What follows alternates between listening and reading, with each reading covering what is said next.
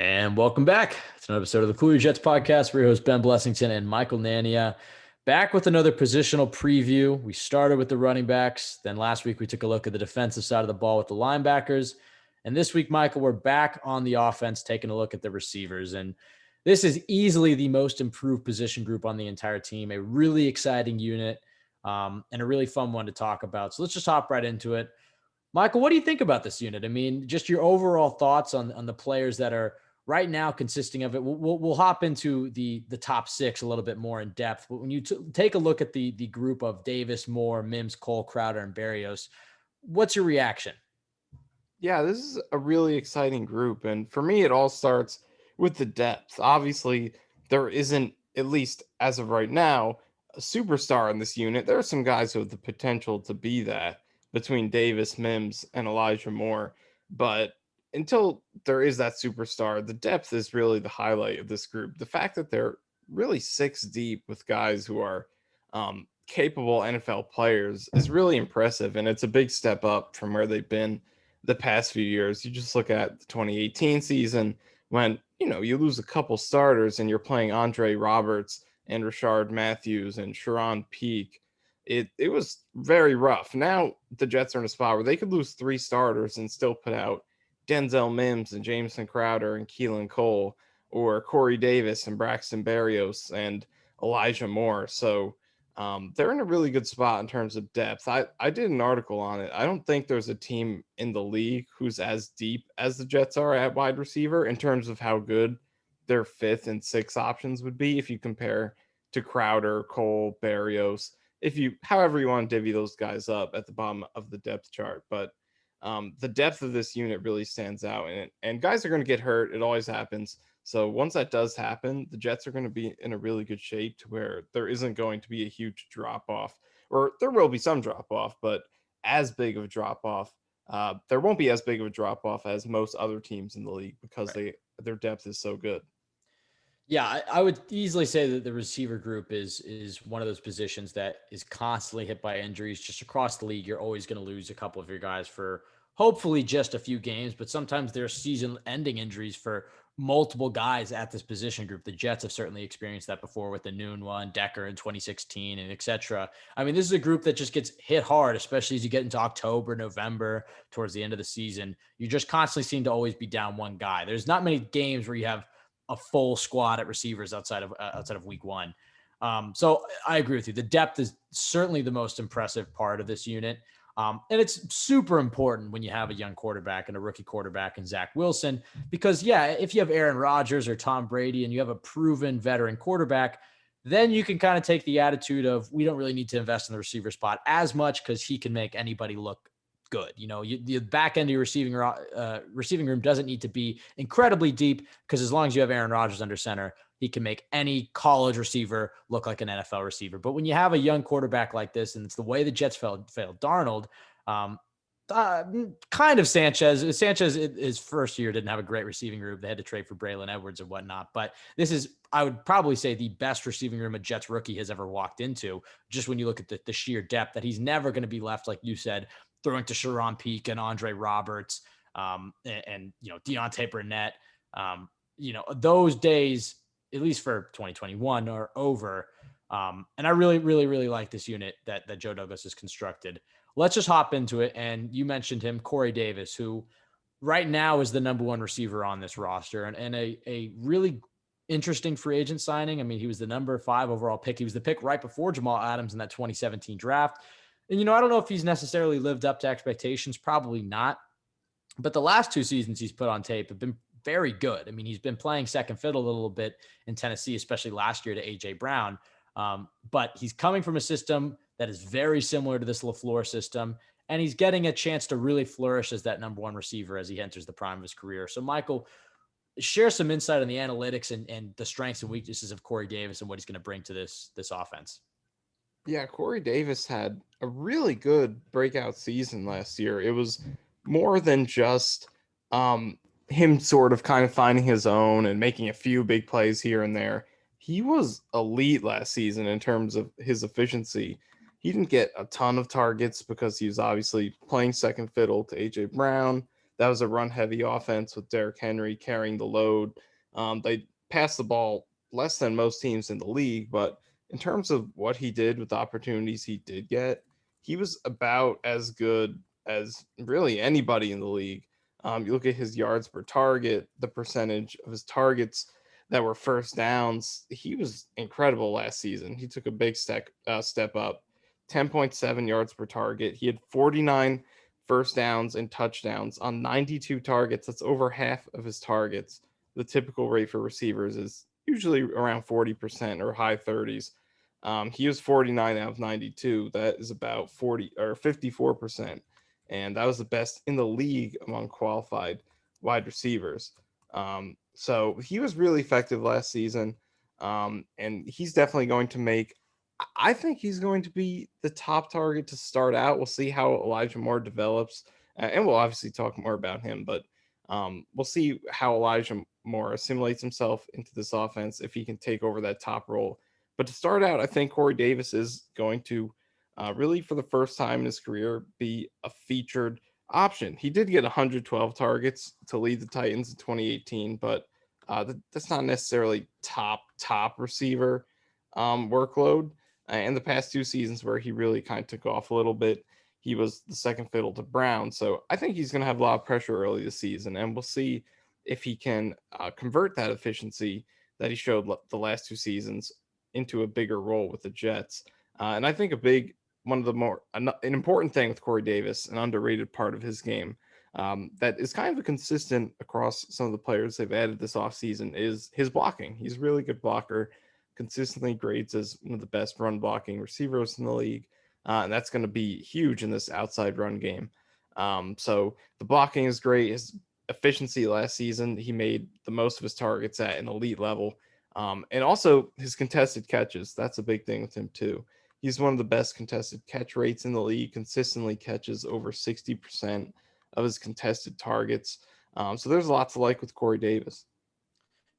Yeah, I think the blocking is definitely the most, maybe I shouldn't say the most important part, but certainly the most underrated part of his game. And like you said, it's a consistent theme across the board here for the Jets. And this outside zone system certainly has a ceiling on it if you don't have receivers who can block well.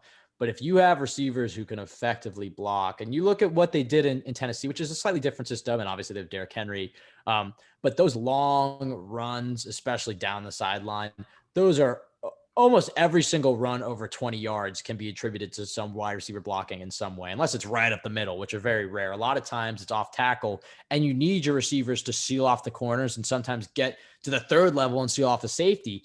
I think Corey Davis is run blocking is going to be huge. And also it opens up a lot of things in the screen game, which is something you saw Adam Gase try to use a lot last year, those wide receiver bubble screens and stuff. And it's a lot easier to run those concepts when you have receivers out in front who can block. And we're going to get to a few guys on this list that I think can really benefit in that type of screen short yardage game. But if he has a Corey Davis in front of him, or a Denzel Mims, or some of these receivers that the Jets have that are really proficient in blocking, Keelan Cole is another one, it's going to open up a lot of those short yardage receiver screens.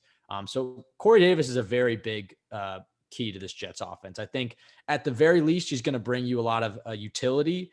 But I think he certainly has a high ceiling to really take the next step in his development and becoming a bona fide number one receiver. I think he's definitely going to be the X receiver for this team. And in this offense, there's not really as much of a defined X, Z. They kind of switch interchangeably, but I definitely think you're going to see Corey Davis split up by himself, take the majority of those press coverages and play outside the majority of the time, versus a guy that we're going to get to in Jamison Crowder. And I guess we'll hop into him right now, who is very strictly a slot receiver. You're never really going to see Crowder flexed outside unless it's a weird formation and somebody comes in motion or whatnot. And this is a guy who it's weird because I was watching a game from the 2019 season just to, I don't know why, I guess I hate myself. And it's funny that Jamison Crowder and Chris Herndon, I guess, are the only remaining players from that offense. I guess you could throw Alex Lewis and Josh Adams in there, but they're not starters. So Crowder is one of the longest tenured Jets. And, it's been a rough tenure for him, a rough 2 years with how bad this team has been. But on a personal note, Crowder's been the most consistent Jet on this team, or at least on the offensive side of the ball, really flourished in Adam Gase's system. when you look at Kyle Shanahan's offense and what they ran in San Francisco, wasn't as much as a defined role for a slot receiver. They played a lot more 12 personnel. But when you look at Matt LaFleur's offense in Green Bay, Mike LaFleur's brother, there was a little bit more of a role to go 11 personnel to give a chance to somebody like Crowder. Michael, how do you think LaFleur will try to use Crowder? How do you scout his fit into this offense, considering he's going to be asked to do some things that he wasn't asked to do the last 2 years in a system he really flourished? It's going to be really interesting to see what their plans are for Crowder, because obviously drafting more does kind of put a roadblock for Crowder, but with Moore primarily being a slot receiver in college. But the biggest intrigue with Moore is how versatile he is. So I don't think he necessarily will block Crowder in the slot. I think there still will be some slot reps Yeah, for Crowder to get. Obviously, Crowder won't be as featured as he was the last couple seasons, which is a good thing. but yeah, which is definitely a good thing, because as much as I like Crowder, I'm a vocal Crowder fan. But if he is as big of a focal point of your offense as he was the last 2 years, then you need more talent. But uh, I think he's going to have a role that is going to allow him to produce a lot more efficiently than the past couple seasons. I think Crowder's a good player, but he was hogging a lot of targets, catching a lot of checkdowns, and the Jets' passing game wasn't really explosive. But Right. now I think Crowder has an underrated deep game that we didn't get to see too much of, or haven't gotten to see too much of in his Jets tenure, because he's had to handle so many check down targets and be that safety valve, that go-to guy. But now I think he could have a chance to, run some more seam routes, some wheel routes, things like that, in a more situational role where he's not playing as many snaps, and you have a chance to be more creative with him, Right. more so than where he has to be relied upon to always be available for the quarterback. So I think Crowder is obviously going to see a huge decrease in his playing time, but I think there are a lot of different ways you can use him. I think that his after the catch ability is underrated. His yak numbers have consistently been very solid, and his broken tackle numbers, his yards after catch above expectation, consistently really solid. He's good in those areas. He doesn't get as much credit for it, but he's pretty good there. So I think he can thrive in this offense. So I'm looking forward to seeing how they use Crowder. I think he's going to be a good small sample kind of weapon who will see a small share of snaps per game, but do a good amount with them. Yeah, I think the biggest role that he's going to fulfill is he's going to be Zach Wilson's safety valve, which he was a bit of that for Sam Darnold. But I just think those short, over the middle, third down, that's what Jamison Crowder really excels at. But I agree with you. I think he's actually a lot more versatile than we've seen. And I think he's going to get more of an opportunity to, yeah, come in motion and run those wheel routes and get targeted down the field. I think his yards after the catch ability is severely underrated. He didn't have much of a chance to show it, but Crowder is shifty. Make no mistake about it. Obviously, he's primarily an underneath, over the middle slot receiver. But if you get him the ball out in space, he can make people miss. He's certainly no Elijah Moore. He's not, I wouldn't define him as a jitterbug by any stretch of the imagination, but I don't think he's necessarily a bad fit in this offense. I think there certainly can be, at the minimum, a role for a slot receiver like him. But you're talking about how you think his snaps are going to be significantly diminished. I mean, they're obviously going, his targets will be, but I actually think you're still going to see quite a bit of Jamison Crowder on the field because he's such a good receiver and he's so underrated. Last week we got asked, who's the most underrated Jet of all time? And obviously Crowder's not the answer for that. But if you're going to go most underrated Jet as far as a league-wide perspective, a guy that not many people talk about, it would obviously be Jamison Crowder for the last 2 years because he's been a damn good player, one of the best slot receivers in the league, and he obviously just hasn't gotten the praise because of the situation he's been in. So at the very least, he's going to have a role in that sense, but I do think you're right. I think he's going to get a little bit more targets down the field, and they're going to use him slightly differently. But like you said, the Jets did draft somebody in the second round who is most likely going to take Crowder's job at least next year, and is certainly going to take away some reps this year, although he's quite versatile. So maybe they can have Crowder and Moore on the field at the same time, which is something I certainly think we'll dive into a little bit later into this podcast. But Elijah Moore, who has gotten more hype in minicamp and OTAs than I think I've ever seen for any Jets player ever. Which let's hope he can live up to that, because Connor Hughes is calling him easily the best player, offense or defense, on the field. And, obviously that doesn't really include the guys in the trenches, and Marcus May didn't really practice, but still it's impressive for a rookie, a second round rookie. I guess you could still say I don't think you can say the Jets really have a second round curse anymore because May is probably is one of their better players. Mims, we kind of like what we've seen from him, but a second round pick for the Jets, which they haven't had great success with in the last, decade or so. Certainly seems like the Jets have fallen in love with Elijah Moore and his fit in this offense. Michael, how do you feel the Jets will try to use him this year?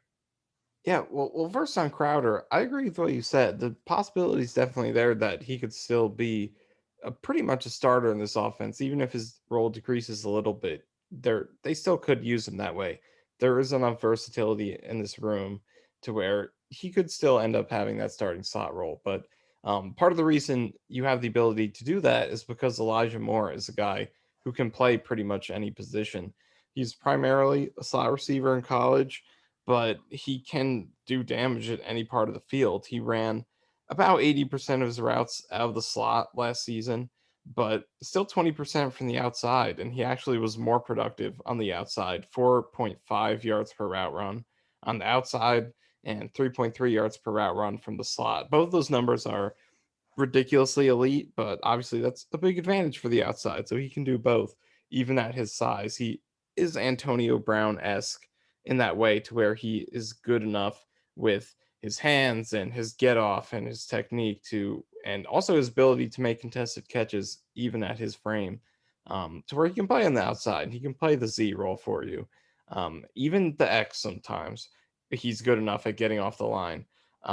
So the versatility with Moore does give them the potential to run some lineups where you have Moore, Davis, and Crowder out there. And then, Mhm. if you're running 10 personnel, maybe throw Mims out there as well. Or Keelan Cole. There's so much versatility in this room, really. There's a lot of ways to do it. But Elijah Moore, my favorite thing about him is that he's not just this gadget guy that I think a lot of us thought they were aiming for when we first heard his name announced. He has three-level potential. He Right. averaged over 100 yards per game on passes thrown over 10 yards past the line of scrimmage last year, which was the most in college football. So he's not just an underneath, throw him a screen, give him an end around type of guy. He can do those things well, but he can get downfield. He can win on a slant. He can win on a crossing route or a dig route. He is a really complete player, and he has superstar potential because of that. So that's the most exciting thing for me with Elijah Moore. Yes, he can fit into this offense doing jet sweeps and taking screen passes, things like that. But he is a big time playmaker, and he's a complete wide receiver. He just has to answer that question about the size. And on his college film, he did answer that question. It was not a problem for him. He made contested catches at a high rate. He got off the line of scrimmage against press. It was not a problem for him. We'll see whether or not he can do that in the NFL is obviously another question against better talent, but so far it has not been an issue for him, and he's shown very complete wide receiver talent. So that's my favorite aspect of his Yeah. appeal.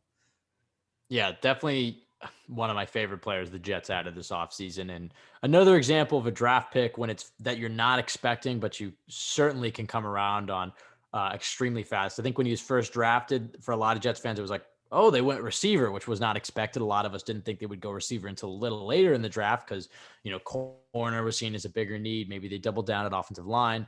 But I'm ecstatic with the addition of Elijah Moore. And I think, without him, I thought this receiver unit was much improved. I thought it was okay. You've added some depth. I think it's a good unit. I think it was without Elijah Moore, the unit that they had built through free agency was about the type of unit that I thought about the type of improvement that I thought Joe Douglas would make from 2020 to 2021 at the receiver unit. But just adding Elijah Moore, a guy with superstar potential like that, takes this unit's ceiling so much higher. And yeah, kind of like what you're saying. I mean, it's not going to work out like this, most likely. But if assuming Crowder and Moore are healthy for all 16 games, I would not be surprised if Elijah Moore ends up ultimately playing more snaps at the Z position than the slot position.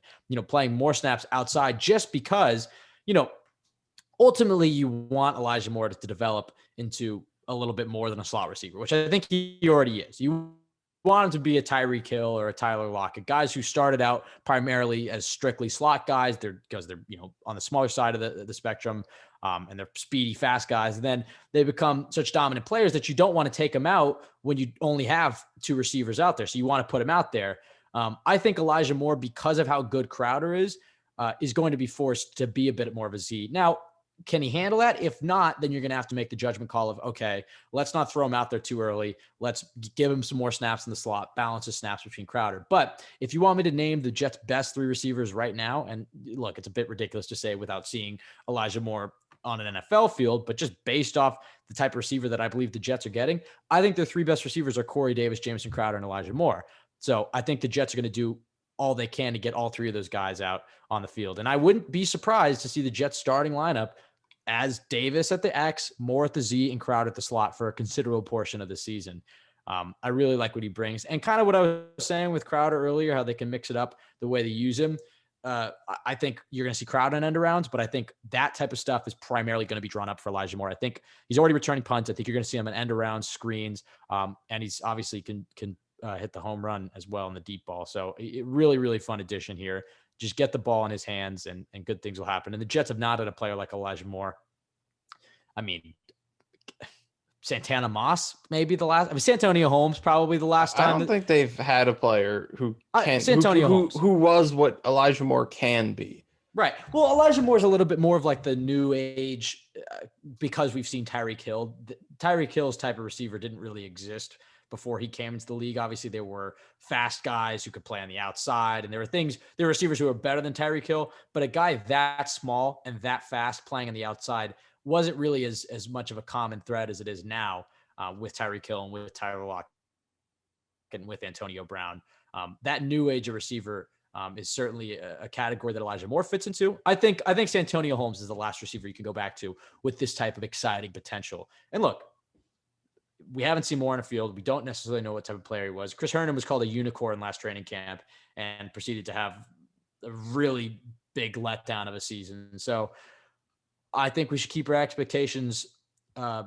It's possible to say keep our expectations low, but just not put too much pressure on it. But I will say one of the biggest emphases that Joe Douglas has had on adding players this offseason has been on their character and what they bring as far as their work ethic.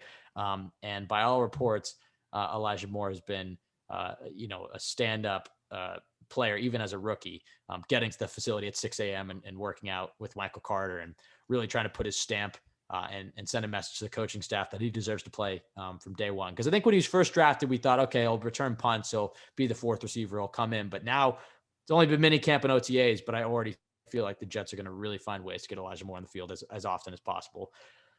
Now, this next guy on the list, Denzel Mims, is a guy that we were really excited about last year. His rookie season kind of got derailed a little bit by injuries. He came back week 7, and I think he had a fairly good rookie season. I think he had about the type of season that you could expect or hope for in that circumstance, with a quarterback playing as bad as Darnold was on a winless team playing under Adam Gase. All you were kind of looking for from a Denzel Mims was, who, by the way, was a raw prospect. It's the reason he fell to the second round. It's not his ceiling that's ever been in question. It was just the type of player he was going to be coming out. Coming from that Baylor offense, his route tree really wasn't as developed. You were just hoping to see flashes, and I think we definitely saw flashes. And the thing I really like most about Denzel Mims, and you mentioned this with Corey Davis a little bit, but when you look at the type of receivers that Zach Wilson had at BYU, it were those big, tall, possession catch receivers, those guys he could throw back shoulder fades to, those guys he could throw deep balls to, that he could just trust to bring it down. If he could just give him a chance. Dax Milne was obviously his go-to at BYU. I think Denzel Mims fits that role tremendously for this Jets team. I mean, I think the hardest part for him, and I guess you could hop into this a little bit more, is he necessarily the type of receiver LaFleur generally looks for when he's building an offense? Mims isn't a stereotypical Shanahan West Coast receiver. So the Jets are certainly going to have to carve a role out for him. Now, Kyle Shanahan did that for Julio Jones. It certainly can be done. And I think when you have a player as talented as Mims, I don't think you should completely discard him just because he's not your ideal scheme fit. I certainly think you can find ways to get Denzel Mims on the field. And that's all we've been asking for years, is have a coach who molds his scheme to his players. Michael, how do you think Michael LaFleur can mold his scheme to fit Denzel Mims' strengths? I think Mims fits in a little bit better than most of us have been giving him credit for, because you look at some of his best plays last season, and the first thing you think of is some of the contested catches he made vertically down the sideline, but he also had a lot of contested catches going vertically that he didn't make.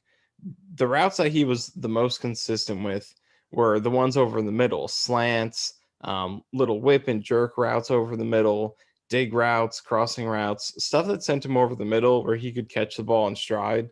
That's where he really got to see his speed after the catch show up, because he put up the great numbers at the combine in terms of his speed and everything.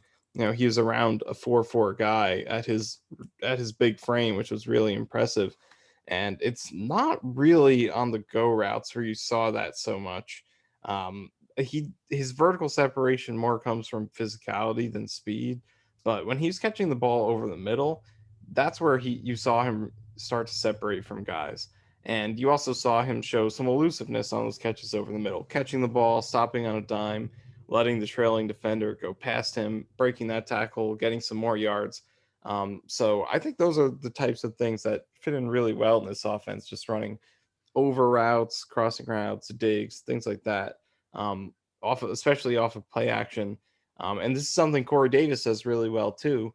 So both these guys can fit in pretty well in a similar role, which will make it interesting to see how those snaps are kind of divvied up. But I think Mims does fit this offense better than we give him credit for, because his ability to use that speed and physicality and elusiveness on catches over the middle. And also that vertical game is something that I think can be his niche in this offense. Corey Davis, it's not necessarily his game. He can win vertically down the sideline, but it's not really his bread and butter. Elijah Moore obviously can do it as well, but I think his primary responsibilities will be other aspects of the offense. Some of the things we talked about, screens, end arounds, but also the intermediate game, just running out routes, curls, things like that. And then you look at the rest of the guys in the roster. Keelan Cole can be that deep threat. He's not necessarily amazing, but I think Denzel Mims does have the best not the best. I would say Elijah Moore's potential in that area is better, but again, he will be handling other responsibilities. So I think Mims can settle in as this offense's primary deep threat. The go route was his most common route last season. He was targeted 9 times on it, and he also drew a penalty on one. So 10 times really out of his 45 targets, which is almost a quarter of his throws. So I think he can settle in as a primary deep threat. And I think his ability to make plays after the catch on routes over the middle makes him a pretty good fit in this offense. So I think Mims fits in better than we're giving credit for. Right. And I, I do feel like collectively we've kind of lost a little bit too much confidence in him based on just the fact that he didn't get too much mini camp and OTA playing time. I think we should still remain optimistic about Denzel right. Mims. Yeah, and LaFleur said that it was just gonna take reps for Denzel Mims to get accustomed to the NFL. Just because Keelan Cole, a veteran, is getting a little bit more reps than Denzel Mims in OTAs and minicamp in June, doesn't really mean anything. I think in many ways, first of all, this is Denzel Mims' first full offseason. So in many ways, he's still a rookie. He only played half a season. He didn't have a full offseason. He's still very much in the middle of his development. He's nowhere near a finished product, and he brings a lot of things that other Jets receivers don't bring. Certainly, if you're going to if you're going to run the football, you want Corey Davis and Denzel Mims out there, because Mims is a great blocker as well. I think you're right. I think part of the reason he gets underrated as a fit is there's a misconception that he's not good after the catch. And sure, he's not Elijah Moore, but I think you saw it in the Patriots game for sure a few times. He's certainly fast enough to separate. He's physical enough to land a stiff arm and fall forward. I think he's good enough after the catch. I think the biggest thing that's going to hold him off the field is his route running. I think until his route running gets a little bit crisper, until he's developed a little bit more of a route tree, I think that is when you're going to see him on the field a lot more. I still think the Jets are high on Denzel Mims. I would not sell my stock on Denzel Mims yet. Would I draft him in fantasy? No, but maybe he's a guy towards the end of the season. I think he could really start to hit his groove. And I think he'll have a role from the beginning. Like you said, I think first of all, his wingspan's insane. So you have to find a way to take advantage of that. Deep balls, red zone. He can be your possession guy. And as we mentioned, there's always injuries. Denzel Mims is going to find his way into the field. And I think through more reps, he's going to find ways to impress.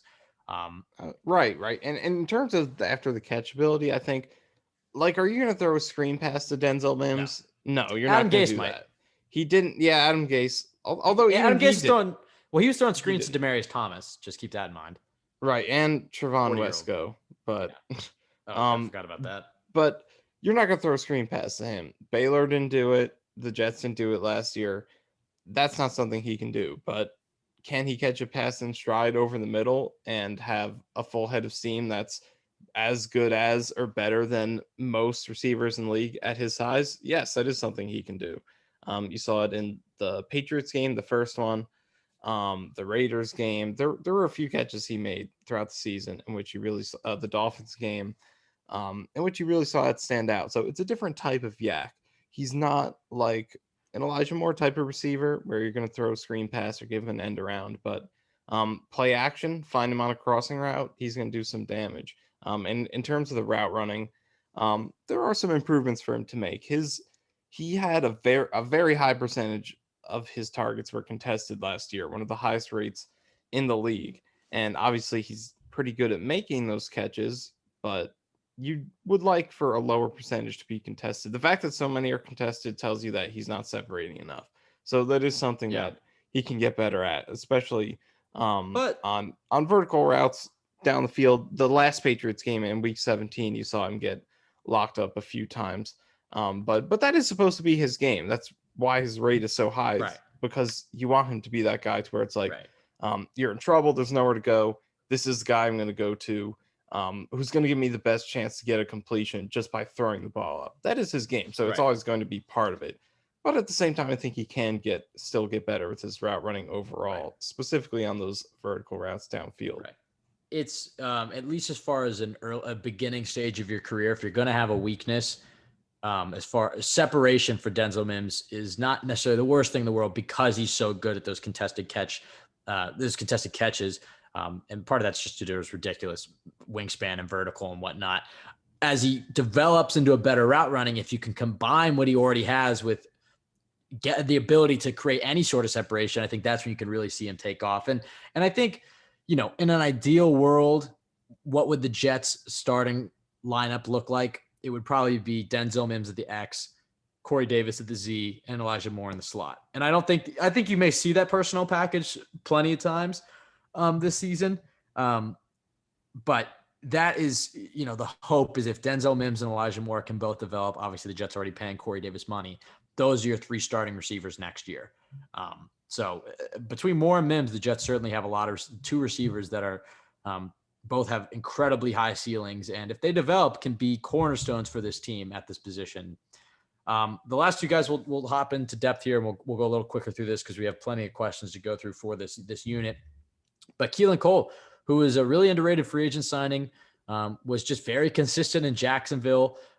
Maybe not a guy that you would ever call a number one receiver, but I would say he's exactly what you want in your number four receiver, where it's like, I'm very confident with this guy starting. I love his potential. He could maybe develop into a nice starting receiver, but if people get injured and Keelan Cole is starting, it's not the end of the world. I think he still brings plenty of speed. He still brings plenty to the field. He's not just a guy, but he's certainly not a superstar bona fide starter yet. How would you quantify Keelan Cole and his fit in this offense? Well, I think the biggest thing with Keelan Cole that really makes him appealing as that number four receiver, like you mentioned, is his versatility. He can really play pretty much any role for you. He can line up in the slot, he can line up outside. And throughout his career, he was used in a very versatile way. His slot reps throughout his career, going from his first season to 2020, 35% of his reps to 22% to 52% to just under 70%. So that's a lot of versatility, and overall very close to a 50-50 balance throughout his career. So the guy can do it all in terms of, obviously he's not going to be a superstar at every position, but he can adequately play a lot of different positions, and that's really valuable in a backup. But in terms of skill set, the number one thing is his contested catches. 65% catch rate on contested targets over the last 3 seasons, best in the league among wide receivers with at least 20 contested targets over that span. And the thing about his contested targets, he's not a jump ball guy. He's only 6'1", 194, But the majority of those contested targets were um, like tough catches over the middle with Right. guys draped on him, a defender smacking him while he's coming over on a slant, things like that. So not a contested catch in terms of he's not a contested catch guy in terms of throw him a jump ball in the red zone, throw him a fade route, things like that. But he's a very good tough catch guy over the middle. So that stands out. And also the blocking, just like Corey Davis, really good blocker. So both of those things, which are physicality related, contested catches, run blocking, both based on that toughness, physicality, really stand out. So versatility, contested catches, and his ability to run block, I think, are my favorite things about him. Yeah, another great blocker. And like you said, because he can play everywhere, that's what makes him such a valuable depth piece for this team. And I certainly think he's a good fit in this offense. And reportedly was a guy that Joe Douglas has had his eye on for a while, that the Jets have been trying to trade for Keelan Cole the last two off seasons. Finally, he ends up in New York, and I think really gives the Jets a very, very solid. I don't want to be hyperbolic here, so I'll just keep it as very solid starting five deep receiver room. Now, as far as that six spot goes, that's the one that's kind of up for grabs. I mean, theoretically the Jets could keep seven, but most likely the Jets will keep six receivers. How they could cut it down to five, but I think the way that Braxton Berrios has been playing this offseason, I think he'll probably stick. Obviously, he brings you some versatility as a punt returner. And the fact that he's been lighting up mini camp and OTAs, we'll see how it bodes in training camp. That's obviously going to be a big step for him in making this roster. I mean, what do you think Barrios brings to this team? And then do you think there's anybody on this remaining roster that has any chance of taking Barrios' spot? And just really quickly to round out the receiver room after Barrios, Vincent Smith, Jeff Smith, DJ Montgomery, Lawrence Cager, Josh Malone, Monasai Bailey, and Matt Cole. Is there anybody in that group that you think has a chance to overtake Braxton Berrios? Or do you think Braxton Berrios keeps on that sixth spot? Or do you think the Jets maybe just cut Berrios and roll with five? Well, first on Barrios, I did an article on him on Wednesday, looking at the way he finished the 2020 season. And the theme for Barrios last year was that first half of the season, he started a few games, was a featured receiver a few times because of injuries, and he didn't play that well. 5.5 yards per target, under 30% of his targets were conversions.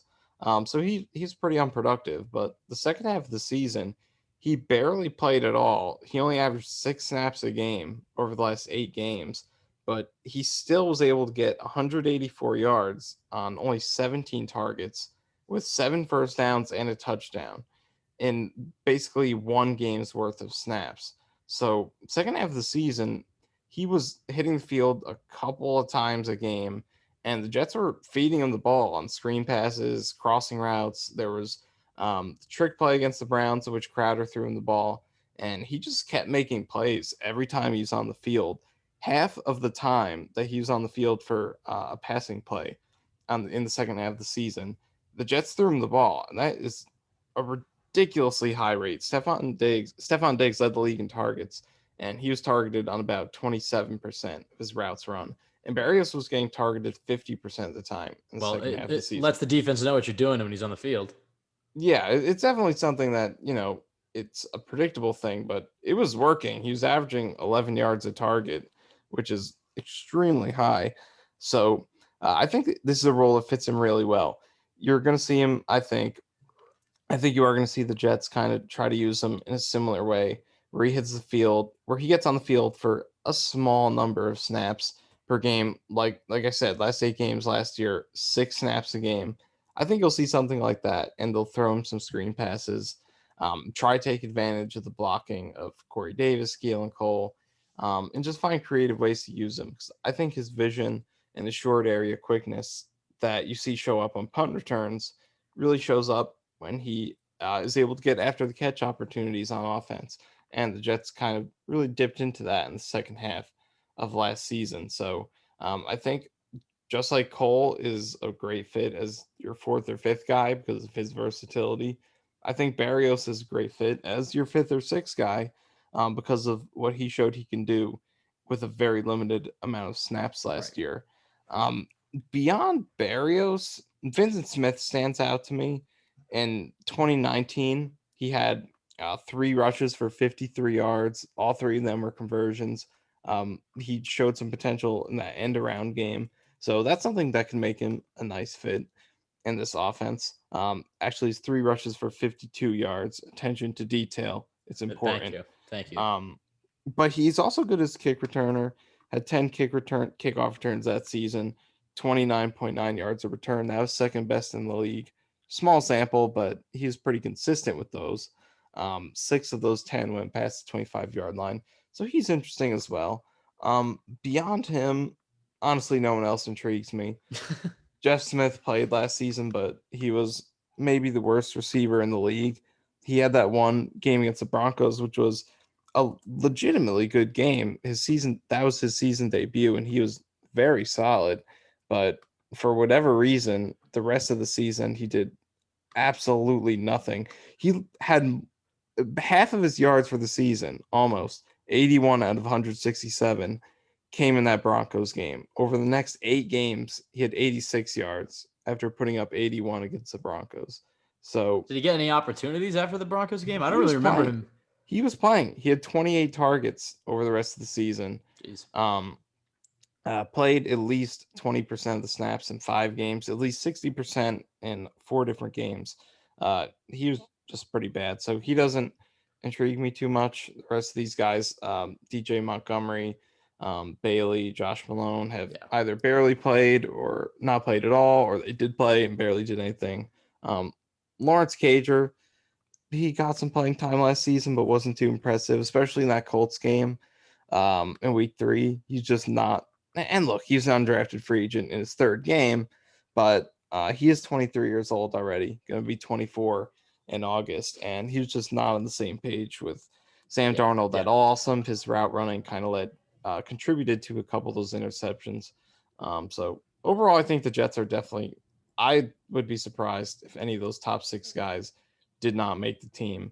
To me, the only question is, will there be a 7th guy? And if there is, I think my favorite is Vincent Smith. Yeah, I don't think they keep 7. I think they roll with 6 because I think with the NFL's extended IR and practice squad rules, I think the Jets can stash some of these young guys on their practice squad. Certainly, the guy who takes that 6 spot is going to have to contribute on special teams. So you can, I think you can eliminate Cager there. I think Malone did return the Jets' first opening kickoff last year, but I don't think I'd qualify him as a special teamer or a good special teamer.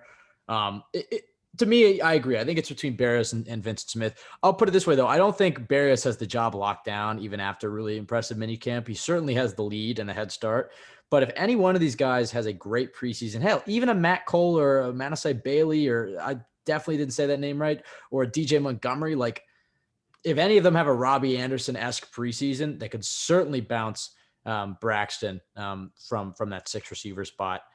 But I think that he probably ultimately sticks. And part of the reason is because I think you're right. You can use him on some.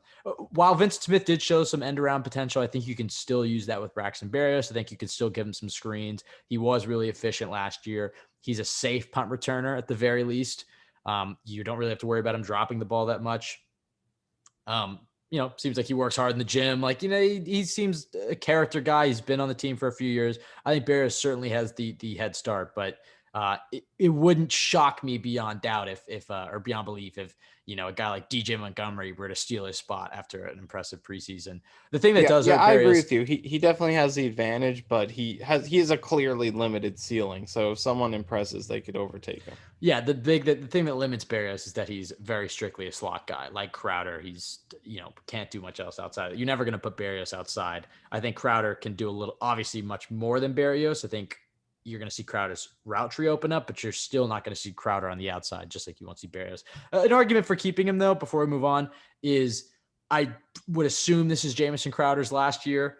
And keeping a guy like Barrios around, maybe he can slide into being the backup slot guy for Elijah Moore next year. And you can keep him around because it's a bit of a log jam at slot receiver right now between Crowder and Moore, hell, even Keelan Cole. But if Crowder's gone, I think you're going to want somebody behind Moore who can handle that slot duty. And also, if Elijah Moore is as good as we think he is, I don't know if I want him returning punts. So maybe it's valuable to keep Brax on the team even for that. Let's run through some questions here, and then we'll get out of here. I guess, how would you say the receivers in this offense differ from the receivers in Adam Gase offense? Obviously not the players themselves, but the roles they're going to fulfill.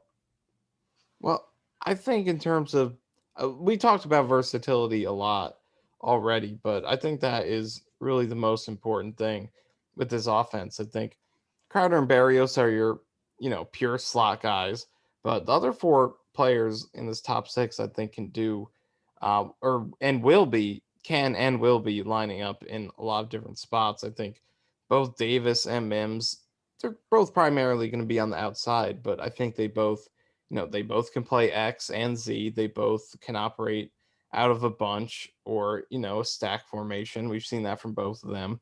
Mims made some plays, lined up tight to the line of scrimmage, almost in a flexed out tight end sort of position. And then Moore and Keelan Cole, I think, can do pretty much anything. Both of them could line up in the slot, but even at relatively smaller frames, Cole is bigger than Moore. He's 6'1", 190, 194, but that's still relatively small for a wide receiver, or at least smaller compared to Mims and Davis. But he too can line up on the outside and make plays. So I think those two guys are both you're gonna see both those guys lining up everywhere. But in terms of the comparison to Adam Gase's offense, um, I think looking at the guys who are returning, so primarily Crowder and Denzel Mims, um, I feel like you're going to see Mims play pretty much. I just did a study looking at his most common route types on his targets last season, and the conclusion I came away with was that I think they used him fairly decently last season in terms of the routes that he was getting targeted on. The go route was his most common, and I think that makes sense. That's where he has the most potential with his straight line speed, his contested catchability, strength, wingspan, ball skills, things like that. It makes sense that that would be his most common route. And then following that, he did a lot of over the middle stuff where that yak ability could be showed off, like we talked about. So I think Mims is going to be used pretty similarly to last season. I think it just comes down to, is he going to be used in that role as a starter, or is it going to be a situational role where Crowder or Cole is getting more snaps than him? Yeah. That's the question for me with Mims. And Crowder, like we sort of talked about, I think we could see a more fleshed out route tree for him on a smaller sample. Like you said, he could still also start because the possibilities there. You start Corey Davis and Elijah Moore outside. Crowder stays in the slot. That still exists. But I think he's definitely going to be targeted less, even if he's playing just as much, just because there are so many more mouths to feed compared to the last couple seasons. But I think Crowder's role is going to be fleshed out a little bit more. We rarely saw him go down the field the last couple seasons. It was Or him going mostly, motion, yeah, even the motion we didn't end see, around. end around, stuff like that. I think we're going to see more from Crowder, and I think it will unleash him a little bit. I think he Yeah. can do those things, and we haven't really seen enough of it because he just had to carry so much load. Even running backs out of the backfield, the Jets haven't had guys who, they obviously had Le'Veon in 2019, but last year they didn't have a running back hit 100 yards on the season. So Crowder sort of had to pick up some of that load and continue to be a very important check down option consistently. So he didn't have a ton on his plate in terms of big playmaking. We saw a little bit in the he had that one long touchdown in the game against the Patriots that Joe Flacco started. Right. He also, And like, think about like and obviously he's playing in the slot here, but think about the Dallas game in 2019. I think he had a few passes that were a yeah, little bit more down the field, like 20, 25 yards over the middle. I think you're going to see a lot more of that. I think you're going right. to see him go beyond the first 5, 10 yards of the line of scrimmage, which is what he was thrown to so often under Gase. Yeah, so I think that's the main synopsis with Crowder. Right. He's going to be targeted less, but I think we'll see a little bit more versatility from him. And I think it's going to bode well for him because he is a talented deep separator. Even last year there were some plays which he separated deep and the ball just didn't come his way. Flacco missed him. There's one play against the Patriots that comes to mind, and there's one play in which Darnold missed him. I forget which game it was, but there was another one where he missed them too. He's a good deep separator, and we just haven't seen too much of Right. it. I think we'll see a little bit more We saw it more in this year. Washington. Yeah, in Washington, that was one of my favorite parts of him. His game coming out of Washington to the Jets, and that usage has gone down a little bit. And again, A it's lot. because the Jets have a lot because the Jets have had to rely on him so much to carry the load in this offense with other guys getting injured, and just the overall lack of talent. Right. But I think that will be a bigger part. Just looking at his yards per reception in Washington, he was at least 12 yards per reception in each of his previous final three seasons with the team before coming to New York. His last season, he was 13.4. For his Jets career, he averaged only 11.2 yards per Right. reception.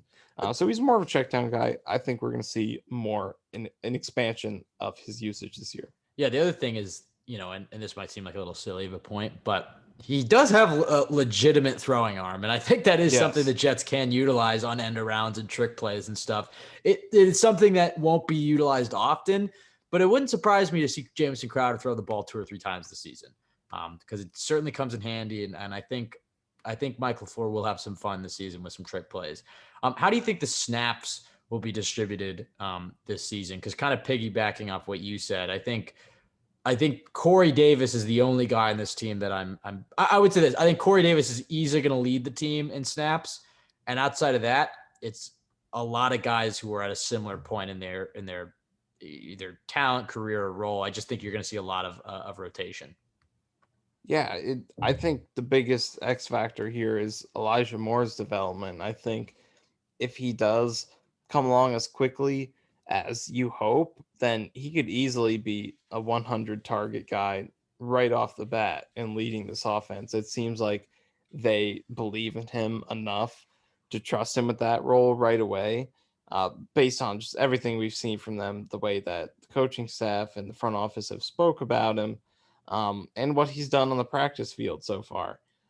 So if he continues to play that way on the practice field going into the season, back it up in preseason, I could see him being that number one option right away. And as for Corey Davis, I don't see him going lower than that number 2 guy in targets on the team. If Moore doesn't come along as quickly, I think Davis is your number 1 guy. If he does, then I think Davis. Targets and snaps are a completely different conversation, because I think Davis is easily going to lead this team on snaps, because I don't think you take him off the field. Whereas I think there are times where Crowder's not going to be on the field or Moore is not going to be on the field. Targets is a different discussion. How do you think they balance the snaps on the back end of the roster after Davis? Because I get what you're saying about targets, but I think it's a little harder to predict. Where you look at the snaps, it's just, right now it seems everybody has a shot to play a considerable amount of snaps in this offense.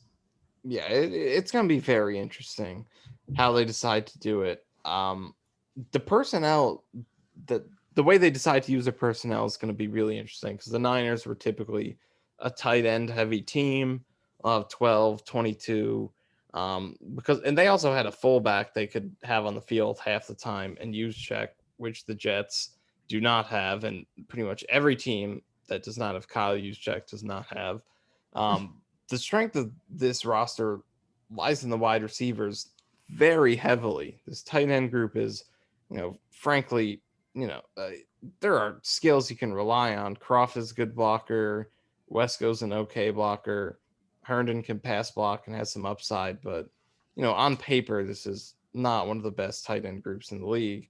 So the strength of this offense really lies in the receivers. So are the Jets going to be an 11 personnel team and play into that strength of the roster, or are they going to stick with what Mike LaFleur's Niners did and be a very heavier offense type of team that puts their tight ends out there quite frequently, and fullback in the case of Wesco, who will be playing that role. If they do lean towards the wide receivers and play a lot of 11 personnel, even a good amount of 10 personnel, then I think you could see Davis, Moore, and definitely I think Davis and Moore are going to have huge roles. I think the biggest question is how they divide up the rest of it beyond those 2 guys. Is there going to be a third guy who is, just part of that starting trio? Or is it going to be a really even rotation? Is Crowder, Cole, Mims all going to compete for it? Or is Mims going to establish himself as that third guy? Is Cole going to do it, or Crowder? I do think one thing that's for sure is I don't think we'll see a lot of Barrios barring injury, just because the rest of this roster is so talented. I wouldn't rule it out. He's played well in camp or in practice so far, but I think it's between Mims, Crowder, and Cole. How is that third spot going to get divided? But ultimately, I do think that there will be 5 receivers per game does see playing time. You look at the most wide receiver heavy teams in the league, like such as the Bills last year. There's typically 3 guys who are playing the majority of the game. And then you have a fourth guy who plays maybe 25, 30%, and a fifth guy who might get less than 10 snaps per game. So I think that's a decent guideline for how it might go. And the biggest question for me is how 3, 4, and 5 gets lined up between Crowder, Mims, and Keelan Cole. So just looking at San Francisco, and obviously LaFleur is going to be a little different, but they were in 11 personnel 44% of the time versus the Jets, who were in 11 personnel 72% of the time.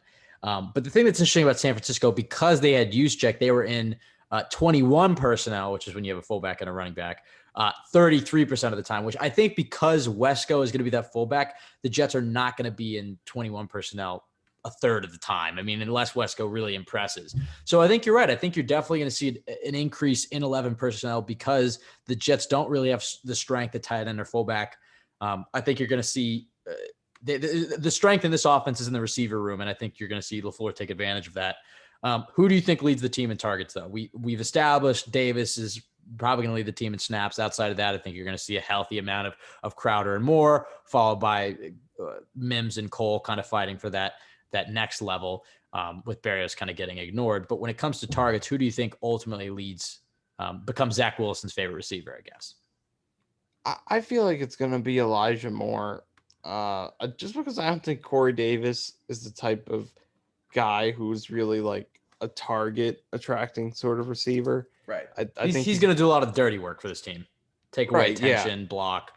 Yeah, exactly. Like I think receivers get a lot of targets are guys who can get a lot of the underneath touches, like check downs, just quick throws into the flat, which I don't think Corey Davis will be doing a ton of, because I think his primary job will be to make those big plays down the field. So Davis might lead the team in receiving yards and touchdowns, but I think Elijah Moore is going to be the guy you go to on a hot route, just get the ball out quick if you're getting blitz. A guy's going to get a lot of screen passes drawn up for him. Even some of those, short little passes on, come in motion and it's counted as a pass, but you're just tossing the ball to him. Some of those as well. I feel like Moore will lead the team in targets, but I think Davis could be the most productive. Yeah, the only thing I tend to agree with you, but the only thing that holds me back a little bit is just how comfortable. If Moore is going to be that Z and he's going to play on the outside a little bit more and play at the same time as Crowder, I agree with you. I think Moore is just going to be fed the ball because there's nobody else like him on this offense. But if it turns out in training camp, it's like, you know what, let's slow down Moore's development a little bit. Let's just keep him mostly in the slot. Obviously, that was not the case in minicamp. Let's keep mostly in the slot, and then you're divvying up his snaps with Crowder. I could definitely see him not leading the team in targets, in which case I do think it would be Davis, just because he's going to be on the field every play. And I think you're right. I think the Jets, I think he's a perfect scheme fit, and I think the Jets are really going to drop some plays for him so that he can become a bit more of a distraction. Part of the role a number one receiver plays is the fact that he takes attention away from other parts of your offense. So you have to establish that. So I do think the Jets are going to try to feed Corey Davis the ball at least the beginning parts of the season, especially. What are some of the different receiver personnel packages you're looking forward to seeing? And I guess maybe a better question is, which one do you think we'll see the most? One version can be Davis and Mims on the outside with Moore in the slot, which is kind of the future hopeful package. I guess based off mini camp, it would be Davis, Keelan Cole, and Elijah Moore. What are some of the different ways that LaFleur can use these receivers, because they all have different skill sets and they all bring something different to the table? What do you think will become LaFleur's favorite bunch of probably 3 receivers? Yeah, and we talked about versatility a million times I already, know. but that's what's really exciting about this is that there are so many different ways you can do it. What if you want to go with a really slot heavy lineup? Like, look at what the Rams have done. Not that they're related to this coaching tree. Well, they are. Um, McVay uh, is. they are in a way. Well, they But are. They both came under Mike Shanahan. right. But I think the Rams ran a much different offense than the Right. Niners They did all have their last spin season. on it. They all have their different spin on it. But just looking at them as an example, they were a very slot heavy team. They've Cooper Cup and Robert Woods out there who are both not necessarily small guys, but they're slot receivers first and foremost. And both of those guys do that the majority of the time to do most of their damage.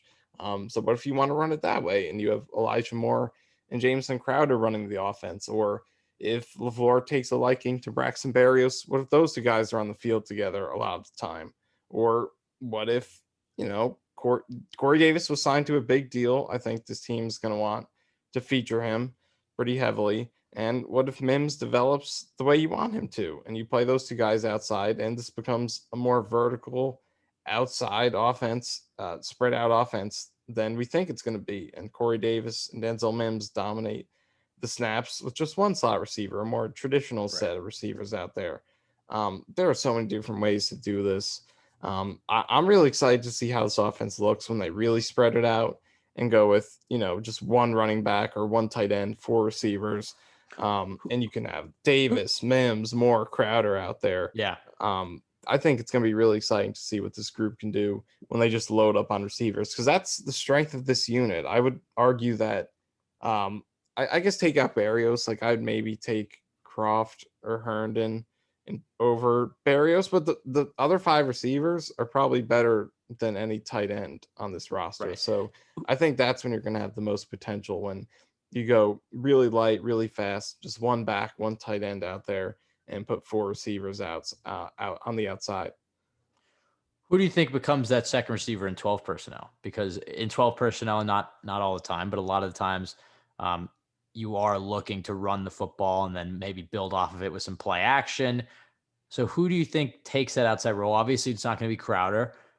You could put Elijah Moore out there, but he may be more forced in that Z role because Crowder's on the field.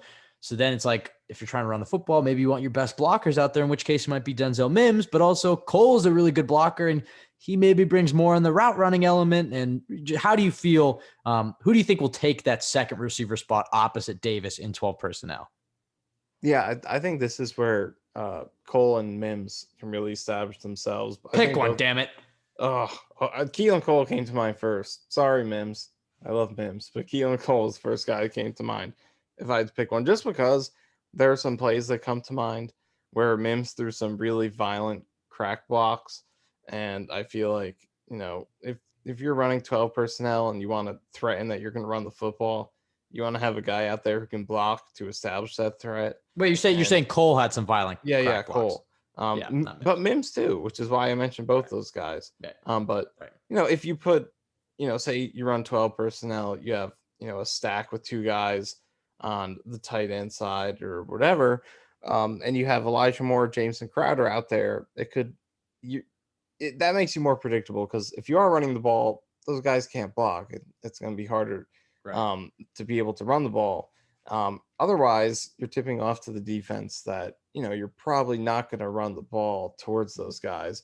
But if you have Keelan Cole or Denzel Mims out there, and the defense knows those guys can actually throw a block, it makes it a little bit more unpredictable for them to figure out what's going to happen. So I Right. think those two guys make a lot of sense in those situations. Yeah, this is where Mims' route running and his development in that situation is just really going to be huge for him. If he can develop more as a route runner, I hope he's in those 12 personnel packages before the end of the season. I like Keelan Cole, but I think Denzel Mims has legitimate number one wide receiver potential. He's a ways away from that at this point. But I don't see Keelan Cole ever being a number one wide receiver. I could see Denzel Mims being a number one wide receiver for this team as soon as next year, but that's only if he develops. So I hope they give him the reps, and I hope he can grow into that role. Um, and two more questions here. Number one, because you have a rookie quarterback, what type of passing concepts do you think we'll see the most from this team? I mean, because the strength is at receiver, But at the same time, maybe they're not going to want to overload Zach Wilson and have him throw 35 times every game. So when they do throw, what type of routes and concepts do you think they'll try and be running? And then also, how often do you think they'll be throwing the football here to these receivers? Because it's such a strength that you want to utilize it, but at the same time, you don't want to overload your rookie quarterback. And also, your offensive line has become a bit of a strength, so maybe your emphasis is going to be more on the run game. I feel like this is going to be a fairly run heavy team.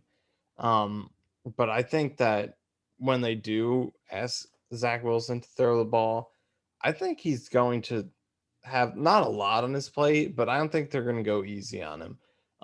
Like I think it could be a Titans offense.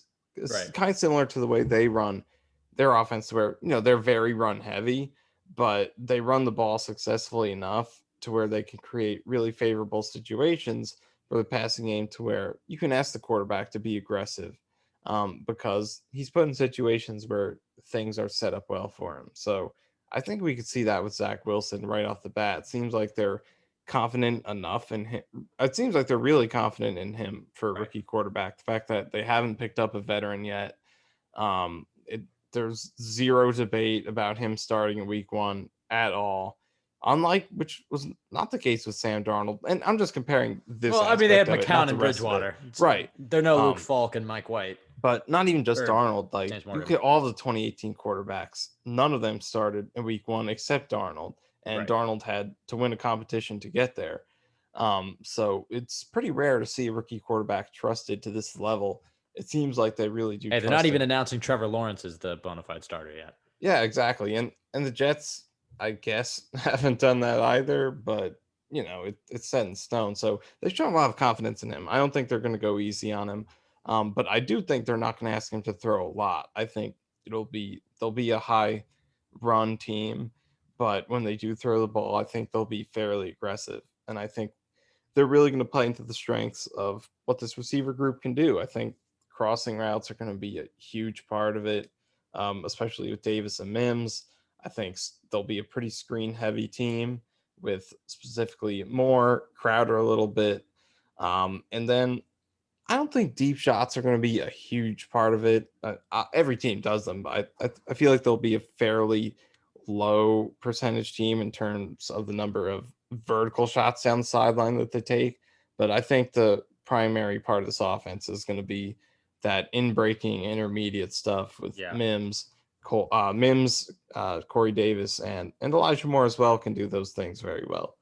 Yeah, I think an important distinction to make is, even if you don't think the deep shot, and I kind of disagree with you a little bit, I do think you're actually going to see some deep shots. I don't think it's going to be like, they're not going to be running Andy Reid's offense here, but I do think you're going to see plenty of deep shots. But the point that I think you're making, is that even if they're not taking the deep shots, that yards per attempt, I think, is going to really skyrocket for the Jets, because they're not going to be throwing as many checkdowns. I think they are going to be throwing a lot more in that intermediate 10 to 25 yard range. I think that's where you're really going to see the Jets bread and butter, because the basis of the offense is to run the football, which is going to open up the pass where you can throw it deep and you can have their quarterbacks between Aaron Rodgers and Ryan Tannehill and Jared Goff and Jimmy Garoppolo. They're always towards the top of the league, or the top half of the league when it comes to yards per attempt, even if a few of those guys aren't necessarily elite quarterbacks. Just the scheme itself is built on run the football and then throw it over the top of the defense. So I think you're going to see some deep shots for this team,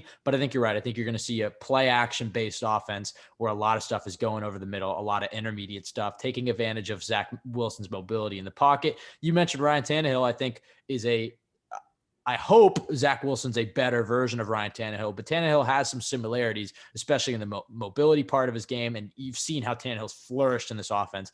I think they're going to tailor this offense a little bit more towards Zach Wilson, but I think this offense is tailor made for him. So I don't think they're going to, have the red light, green light system they had for Sanchez. I do think they're going to open it up, especially as the season goes on, and you're going to see a high yards per attempt offense for this team. Lastly, I guess, where would you rank this unit in terms of the NFL? Well, I think there's two different ways you could look at it. Firstly, in terms of depth, like we talked about earlier, I think they're right up there. I feel like if you're comparing how many different teams have go 5 or 6 deep, as effectively as the Jets do here. I don't think there are a lot of teams that compare. The Bills, the Dolphins, the Ravens, I believe are a few that sort of came close.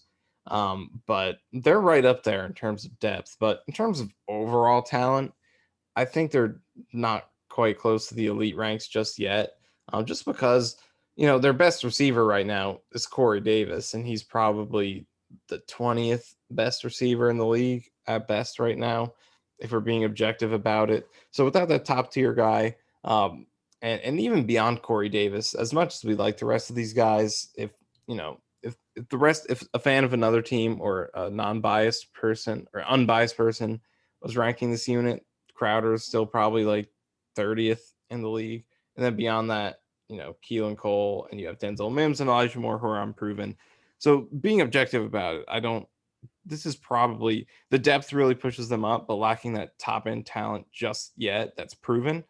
I think it probably can't be. I think it would probably put them around league average right now, but the depth is really good. I agree with you, but I think their performance is definitely in a top league average. I think right now. That's just right now because these guys haven't proven it yet. You have Mims only played half season, Moore, who's a rookie, and Corey Davis, who had an elite season last year. I'd say he was a top 10 to 15 guy, but it was just one season. So the upside for this group is undoubtedly top 10. But for now, until that's proven, I think the most reasonable place to put them is probably around league average. I definitely agree with you there that sometimes we can be a little bit biased towards this team, and even maybe it's not even biased. It's just we know the type of player Jamison Crowder is. We know what we've been reading about Elijah Moore and the hype we have from him. We know what we think Denzel Mims can become. So maybe we bump him up a little bit more. But I think you're right. I think right now you could take the biggest Jets hater in the world, and I think they have to admit, okay, the receiver room is a bit of a strength for this team, even if they lack a number one. Not necessary, I would say, for this offense. Obviously, any number one receiver can help any offense, but the depth is the biggest part. The fact that Zach Wilson is going to be left throwing to a bunch of nobodies. And I do think they have some star potential, especially between Moore and Mims. That's going to do it for this positional preview. You can follow us at CYJ Pod on Twitter. You can follow Michael at Michael_Nania, myself at Ben W. Blessington. Go to JetsXFactor.com for the best Jets content around. Rate, review, subscribe to us on iTunes. Really helps us out a lot. And I think that's it. Michael, any last words? Versatility, I think, is something we haven't talked about yet. Actually, there is something else I want to bring up. The Jets have a pronunciation guide on their website. I need to read that. And so I can learn from it too. I've learned a lot from it. Let's, what we can use. Manasseh Bailey. Yeah, that's actually the name I was going to bring up. So it's actually Menashe. From his own words. This page on the site has recordings from the players themselves saying their own name. So it's good information. So it's Menashe Bailey. So it's on the Jets website? Or is it? Just search like Jets. I put the link in the Google Doc. But that nobody else has access to outside of me. Yeah, but how do you look up the pronunciation guide? Jets pronunciation guide. Okay, and then you can find every player saying their own name. Yep, and it comes right up. Okay, I'll make sure to study up on that. And it is Jared Davis. It literally just says Jared, like the name. It is Jared. Is there any other ones that we've been having trouble with recently? I know there is. Any that come to mind? I'm looking at the list. Jason Pinnock. It's just like that, Pinnock. Okay, not Pinnock. Hamilcar. I didn't really mess that one up. Rashid. This is weird. Yeah, he's on here. He doesn't have a pronunciation. Jets have got to update that. He's listed but doesn't have a pronunciation on there. Actually, another one, and I've heard it pronounced like this, but I've always said it differently. But it's Trayvon Wesco, not Trevon Wesco. Trayvon Wesco. Oh, the other one is when Elijah Vera Tucker first got drafted. I was saying Elijah for some reason. Elijah Vera Tucker, because that's how I think there was somebody in the draft community that started saying it like that, and that's just how I repeated it. Trying to think if there's any others that we consistently mess up. Tristan Hodge is Yep. There we go. Oh, we went back and forth on that one. You're right. Wow. Okay. So just look up Jets pronunciation guide if you have any questions about that. I'll definitely make sure to study up on that, considering that seems to be a consistent theme in this podcast. Oh, That'll do it for also, he would appreciate this. He had a tweet about it recently. It is Mekhi Becton. It's not Mekhi Becton. Okay, I mean, nobody's really making that mistake, Well, are they? he had a tweet where he was saying that people were mispronouncing his name. So maybe some people need that education. Who looks at his name and goes, "That's Mekhi"? I don't know. Someone does. All right. Well, appreciate all the listens we've gotten recently. Appreciate the love. We'll be back on Monday with our regular scheduled CYJ podcast. And then next Thursday, we'll go back to the defensive side of the ball, taking a look at the defensive line. It'll be a fun episode. Everybody have a great week. The work quickly. Down to 6 seconds. Carr going down again. And it's Quentin Williams this time for the Jets. Over the middle in the air. Picked off. Brian Poole to the end zone. Touchdown. The punter to beat, and the punter brings him down. Braden Mann saved a touchdown most likely. Looks right. Fires a bomb down the right sideline again for Mims. What a catch by Denzel Mims.